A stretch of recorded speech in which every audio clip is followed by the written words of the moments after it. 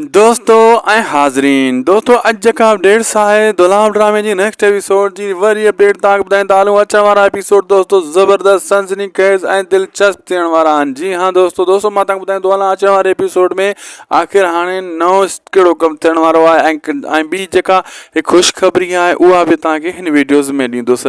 हिन खे आख़िर ताईं ॾिसंदा दोस्तों ऐं उदासी टीवी यूट्यूब चैनल खे सब्सक्राइब लाज़मी कंदा जीअं तव्हांखां का अपडेट मिस न थिए ऐं बेल आइकन खे बि आल ते करे छॾींदा। हलूं था अॼु जी प्यारी अपडेट जी तरफ़। दोस्तों मां ॿुधाईंदो हलां त अचण वारे एपिसोड में हाणे तव्हां इहो ज़रूरु ॾिसंदो त जेको आहे मुराद खे थोरो थोरो इन शइ जो अहसासु थींदो आहिस्ता आहिस्ता त वाक़ई मां जेको कावड़ कंदो आहियां ग़लति कंदो आहियां। जीअं सोडल ते कावड़ कई हुन ऐं शाहनवाज़ मंसूर खान ते आहिस्ता आहिस्ता अॻिते किस्तनि में इनखे महसूसु थींदो वेंदो मंसूर खान बेगुनाह हुयो ऐं असां नाहक मंसूर खान ते कावड़ कईसीं ऐं मंसूर खान अगरि गुनाहगार हुजे हा त अली खान ज़िंदा न बचे हा।